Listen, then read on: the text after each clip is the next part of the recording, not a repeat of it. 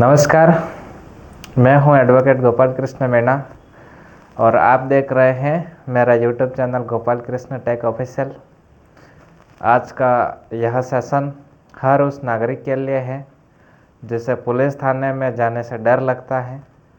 मैं जानता हूं हमारे टीएसपी क्षेत्र में और कम शिक्षित लोगों के बीच पुलिस का एक डर है, लेकिन यह डर अब खत्म होना चाहिए। पुलिस आपकी सुरक्षा के लिए है, न कि आपका शोषण के लिए। आज हम सीखेंगे कि पुलिस की वर्दी के पीछे कानून की ताकत कितनी है और एक आम नागरिक होने के नाते आपके पास क्या अधिकार हैं। हम नए कानून भारतीय नागरिक सुरक्षा संहिता की ताकत का इस्तेमाल करना सीखेंगे। आज आप सीखेंगे एफआईआर दर्ज करने का आपका मौलिक अधिकार क्या है, पुलिस एफआईआर न लिखे तो क्या करें, ज़ीरो एफआईआर क्या है और इसकी ताकत क्या है, पुलिस की ज़्यादती मारपीट धमकी होने पर पुलिस के खिलाफ शिकायत कैसे करें। अगर आप कानून की ताकत को अपने ढाल बनाना चाहते हैं और निडर नागरिक बनना चाहते हैं तो अभी नीचे सब्सक्राइब बटन दबाकर घंटी बजा दें। यह वीडियो आपके जीवन की दिशा बदल सकता है। सबसे पहले आइए हम समझते हैं कि एफआईआर क्या है और इसे क्यों दर्ज कराया जाता है। एफआईआर का मतलब प्रथम सूचना रिपोर्ट। यह पुलिस द्वारा किसी संज्ञेय अपराध की जानकारी मिलने पर तैयार किया गया पहला सरकारी दस्तावेज है। संज्ञेय अपराध क्या है? ऐसे गंभीर अपराध जिनमें पुलिस बिना वारंट के आपको गिरफ्तार कर सकती है, जैसे हत्या, चोरी, मारपीट, महिला उत्पीड़न। एफआईआर दर्ज कराना आपका मौलिक अधिकार है।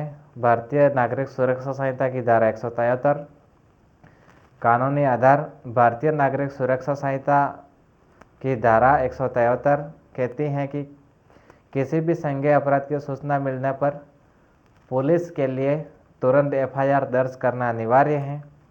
अगर पुलिस मना करे तो एक जजमेंट है ललिता कुमारी बनाम उत्तर प्रदेश राज्य के ऐतिहासिक फैसले के अनुसार गंभीर अपराध की सूचना मिलने पर पुलिस जांच करने से पहले एफआईआर दर्ज करने से मना नहीं कर सकती। एफआईआर के लिए कोई शुल्क नहीं है, इसके लिए आपको कोई पैसा या रिश्वत किसी भी पुलिसकर्मी को नहीं देनी है। एफआईआर दर्ज कराने का सही तरीका, लिखित शिकायत, हमेशा लिखित में शिकायत दें। ज़रूरी बातें, शिकायत में घटना की तारीख, समय और जगह और अपराधी का नाम अगर पता हो तो स्पष्ट रूप में लिखें। कॉपी ज़रूर लें। एफआईआर दर्ज होने के बाद भारतीय नागरिक सुरक्षा संहिता के तहत आपको उसकी एक मुक्त कॉपी लेने का कानूनी अधिकार है। कॉपी लेने के बाद रसीद पर अपने हस्ताक्षर जरूर करें।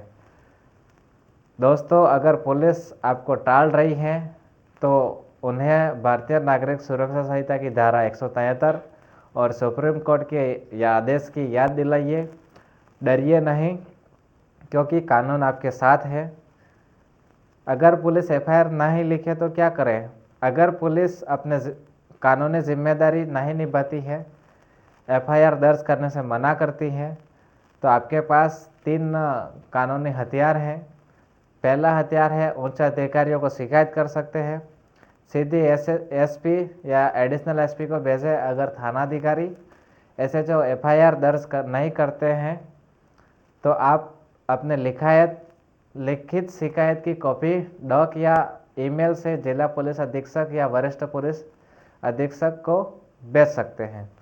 एसपी की जिम्मेदारी भारतीय नागरिक सुरक्षा संहिता की धारा 173 सब क्लॉज 3 के तहत एसपी को शिकायत मिलने पर या तो खुद जांच करनी चाहिए या अपने अधीनस्थ अधिकारी को जांच करने और एफआईआर दर्ज करने का आदेश देना होगा। पुलिस को शिकायत मिलने के बाद एक निश्चित समय सीमा के भीतर कार्रवाई करनी चाहिए। न्यायिक मजिस्ट्रेट का आदेश भारतीय नागरिक सुरक्षा संहिता की धारा 177 यह सबसे ताकतवर हथियार है।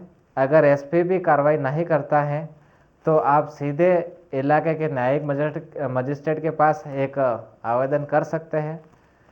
आप मजिस्ट्रेट के सामने निवेदन लगाते हैं कि वह पुलिस को एफआईआर दर्ज करने और जांच शुरू करने का आदेश फरमावे।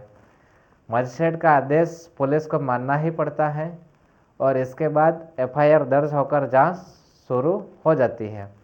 हाईकोर्ट में रिट याचिका, अगर मामला बहुत गंभीर है और निचले स्तर पर न्याय नहीं मिल रहा है तो आप संविधान के अनुच्छेद 226 के तहत हाईकोर्ट में रिट याचिका दायर कर सकते हैं ताकि कोर्ट सीधे पुलिस को एफआईआर दर्ज करने का आदेश दे।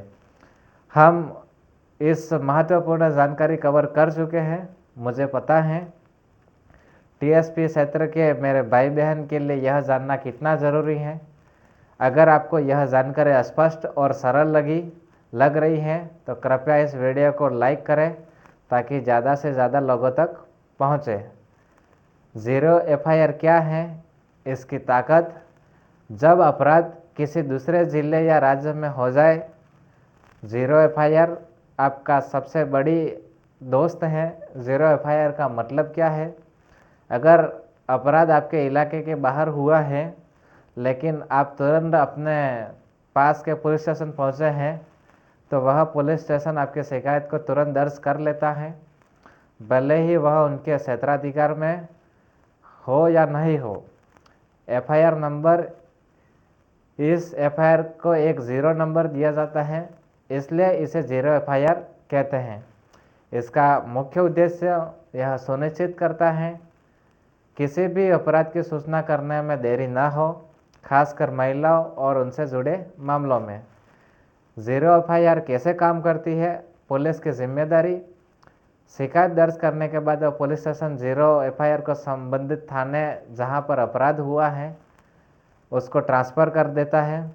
एक बार एफआईआर दर्ज हो जाने के बाद पुलिस जांच से पीछे नहीं हट सकती, भले ही वह बाद में एफआईआर असली थाने में ट्रांसफ़र हो जाए। आपके शिकायत की तारीख वही रहती है जो जांच में तेजी लाती है।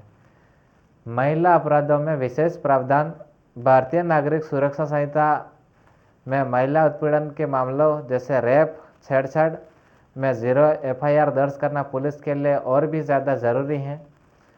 विलम्ब नहीं, पुलिस यह कहकर मना नहीं कर सकती कि यह हमारा एरिया नहीं है। दोस्तों याद रखिए, अपराध कहीं पर भी हो, कानून की शुरुआत आपके घर के पास वाले थाने में हो सकती है। ज़ीरो एफआईआर पुलिस की बहानेबाजी को खत्म कर देती है। पुलिस की ज़्यादती, मारपीट और धमकी की शिकायत। अब हम सबसे संवेदनशील मुद्दे पर बात करेंगे। जब पुलिस खुद आपके साथ ज़्यादती करे या आपके अधिकारों का उल्लंघन करे। संवैधानिक उल्लंघन, पुलिस की हिरासत, कस्टडी में किसी को मारना या प्रताड़ित करना अवैध और असंवैधानिक है। यह अनुच्छेद 21 जीवन जीने के अधिकार का सीधा उल्लंघन है। भारतीय न्याय संहिता के तहत मुकदमा पुलिस अधिकारी पर सामान्य मारपीट, भारतीय न्याय संहिता की धारा 107 से लेकर गंभीर चोट पहुंचाने, भारतीय नागरिक सुरक्षा संहिता की धारा 110 के तहत मुकदमा दर्ज हो सकता है। टॉर्चर का कानून, हिरासत में टॉर्चर करने वाले अधिकारी को बर्खास्त करने का प्रावधान है। पुलिस के खिलाफ शिकायत आप कहाँ कर सकते हैं? राज्य मानवाधिकार आयोग, पुलिस ज़्यादती के मामलों में मानवाधिकार आयोग सबसे प्रभावी फोरम है। यहाँ शिकायत करने पर आयोग खुद जांच करता है और पीड़ित को मुआवजा भी दिलवाता है। पुलिस शिकायत प्राधिकरण, कई राज्यों में पुलिस शिकायत प्राधिकरण का गठन किया गया है जहां पुलिस के कदाचार की शिकायत की जाती है। कोर्ट में शिकायत, आप सीधे न्यायिक मजिस्ट्रेट के पास भी पुलिस अधिकारी के खिलाफ शिकायत दर्ज करवा सकते हैं। गिरफ्तारी के समय आपके अधिकार क्या हैं? गिरफ्तारी का कारण, भारतीय नागरिक सुरक्षा संहिता के तहत गिरफ्तार होने वाले व्यक्ति को गिरफ्तारी का कारण जानने का अधिकार है।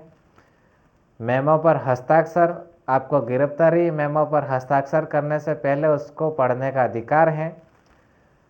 वकील से मिलना, गिरफ्तार व्यक्ति को तुरंत अपने वकील से मिलने का अधिकार है। पुलिस अधिकारी भी कानून के अधीन है। अगर वे कानून तोड़ते हैं तो उन पर उसी तरह का मुकदमा दर्ज हो सकता है जैसा किसी आम अपराधी पर होता है।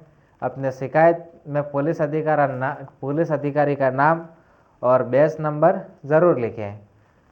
अंतिम में हम इन सभी कानूनी हथियारों को एक साथ लाएंगे और आपकी जिम्मेदारी तय करेंगे। इस कार्रवाई का एक्शन प्लान है: घटना के तुरंत बाद लिखित में शिकायत तैयार करें, पुलिस स्टेशन जाए, भारतीय नागरिक सुरक्षा संहिता की धारा 173 का हवाला देकर एफआईआर की कॉपी मांगे। अगर मना करें तो शिकायत की कॉपी एसपी या एडिशनल एसपी को रजिस्टर्ड डाक के मार्फत आप भेज सकते हैं। 4 नंबर, फिर भी कार्रवाई नहीं होती है, भारतीय नागरिक सुरक्षा संहिता की धारा 177 के तहत मजिस्ट्रेट कोर्ट जाए। पुलिस ज़्यादती होने पर मानवाधिकार आयोग या पुलिस शिकायत प्राधिकरण में शिकायत करें। आपका शोषण क्यों होता है? आपका शोषण इसलिए होता है क्योंकि आप अज्ञानता में रहते हैं। कानून के प्रति जागरूक ही शोषण को खत्म करने का एकमात्र उपाय है।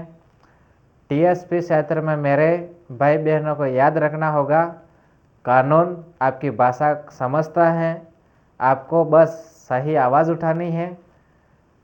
दोस्तों, इस वीडियो की मेहनत मैंने सिर्फ इसलिए की है ताकि आपके गांव में, आपके घर में पुलिस या किसी अधिकारी का डर बिल्कुल नहीं रहे। आज का आप कानूनी रूप से सशक्त हुए हैं। अब आपकी जिम्मेदारी है कि इस ज्ञान को आगे बढ़ाएं। अगर आप मेरी बात से सहमत हैं और यह जानकारी आपको उपयोगी लगी तो कृपया अभी इस वीडियो को लाइक करें। अगर आप चाहते हैं कि आपके बच्चे और आपके पड़ोसी भी ये अधिकार जाने तो इस वीडियो को व्हाट्सएप या इंस्टाग्राम पर शेयर करें। और सबसे ज़रूरी बात, अगर आप शोषण के खिलाफ लड़ने के इस मिशन में मेरे साथ हमेशा जुड़े रहना चाहते हैं तो अभी गोपाल कृष्ण टेक ऑफिशियल को सब्सक्राइब करें और घंटी का बटन दबा दें। याद रखिए, डरना मना है, आपका ज्ञान आपकी ताकत है। जय हिंद, जय भारत, जय संविधान।